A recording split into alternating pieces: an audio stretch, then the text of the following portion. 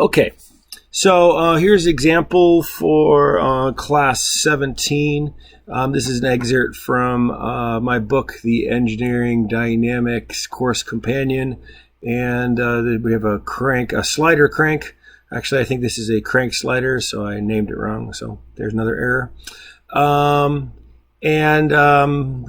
have a constant angular velocity of 8 radians per second. And this one's clockwise, 40-degree angle at this moment. The dimensions are 500 millimeters. I guess that ends up being, that's the connecting rod, and the crank is 300 millimeters. And we have this like a little extension off of the crank, off the con rod. We want to find the acceleration of d. I probably should have just simplified it and just made it looking for the acceleration of a, but I figured, and when I was writing it, I would make a more difficult problem. Now, we're going to say that we already have this angle beta, and this was part of a previous example. I'm not sure if I did it in class or in a video, but we could definitely find what omega ABD was going to be right here. So we could find what the connecting rod's angular velocity is. Probably from ICR would probably be the easiest way to do that, and that's not that terrible of a thing to do. Actually, I think ICR was kind of difficult in this one, but anyway, if we hadn't already found it in a previous example, we would need to do the velocity analysis first. So you kind of think of it as we did the position analysis, we're finding the angle, find the velocity analysis by finding omega. Now we're going to find, probably need to find alpha as one of our big tasks in the acceleration analysis. So it goes position, velocity, acceleration. All right. So when we have multiple links, we just want to march through them, go link by link by link. So we start off with the thing that we know, and that's going to be in this crank, BC. And we draw them on there. We can see that there's going to be 2 components of acceleration usually, but this has a constant acceleration, a constant, so there's a constant angular velocity, a constant angular velocity, so it's not going to have a tangential component to its acceleration, only in the normal direction. And so the acceleration of B is entirely B with respect to C in the normal one, right? So that's just going to be omega BC squared right there. And so we get some numbers, and here's our value. So that's in that direction. Now we want to find the acceleration of A. If we want the acceleration of A, we know we can start the 3 diagram method, right? So we draw this up and we say, we already know this acceleration of B, and we know acceleration of A must be in the horizontal direction. It's forced to travel in that direction only. So we have a sense of what it looks like. So we take that B that we know and we apply it to A, right? And then we use B, we pin B and use that as the reference. And I'm going to go ahead and assume a counterclockwise angular acceleration, because I need to have a direction right here, and I don't know the direction. Now, and this is a case where we can't really reason it out like we could in the 3 diagram method of velocity, because there is this component that was already going upwards that was due to the normal acceleration. So there'll be a normal acceleration and a tangential acceleration, and we don't know what alpha is going to be. So in the y direction, we write for this equation up here, we want to break down everything in the diagram, and this spot, break it down only in the y direction. So here is the one thing that could be a confusing part, is that we have a component of a component right here, and we have 2 of them. We have the y component of the tangential component and the y component of the normal component, right? So that's the real important thing. And so in the y direction, if I'm going to draw on top of this, let me grab a purple or something, some other color. Come on, come back up here. Where'd you go? There you go. So like right here, right? So this is the vertical component of the tangential direction right here. And here is the vertical. Let me put it over to the, maybe easier over to here. Here's the vertical component of the tangential, and here's the vertical component of the normal. And you got to be careful with these little angles. You take a look at that. You have to figure out that this angle has to be the same as that angle. So you have this cosine of one of them and the sine of the other. And move me around over here, well, we end up finding when we plug numbers in that we don't know the angular acceleration, but that's the only variable in this equation. That's kind of nice. It's really just because there's no vertical component of acceleration right here. So that's really good for us.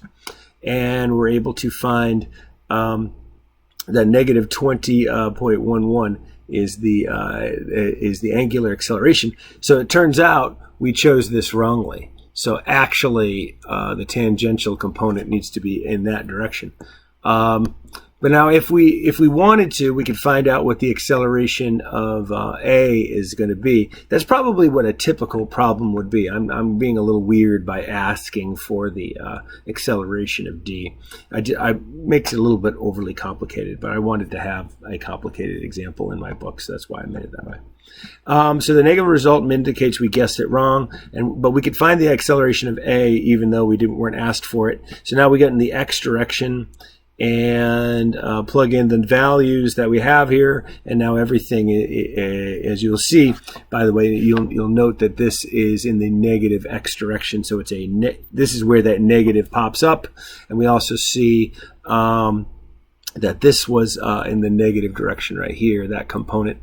I'm going to keep this one as positive right here in this equation because that's the way that I have it drawn up here. But then when I go to put it in to the thing, right, that's where I put in my negative, right? So I put the value that I know into this equation because this equation is based on what I have up in the drawing. But then once I put the value in there, and what I find is that I have a negative 12.68. So what that means is it's this 0.8 is actually slowing down, right? So it's starting to slow down as it gets to top dead center. But it'll start speeding up again as soon as it gets right up to the top.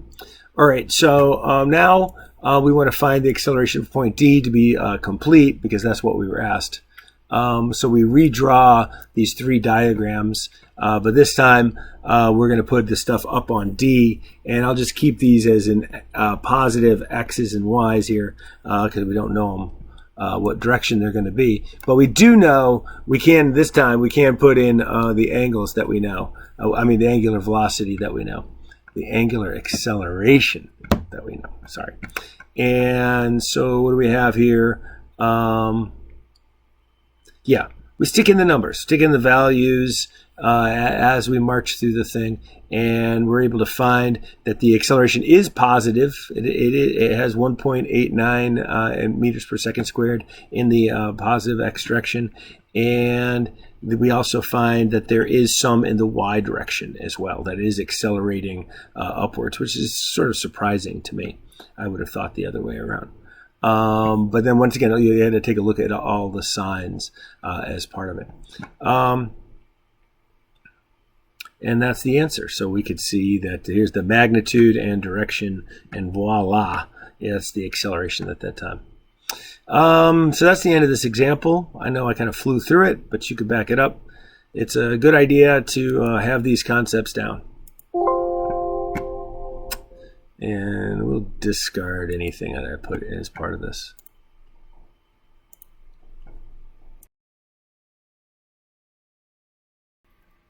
Okay, so today's guitar is actually called a lap steel.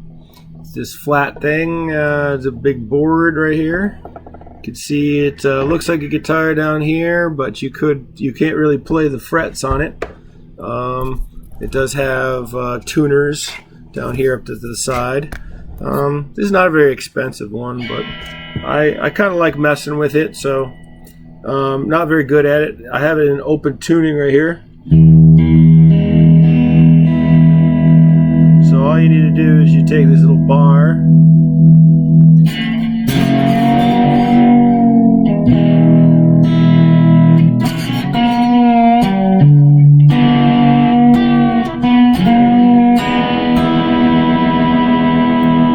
not very good at this. But the idea here is that I have it to an open chord, this open E. So now if I could come up to the 5th fret, and that's going to be open. That's going to be the key, an A major. So it's E major. There you go.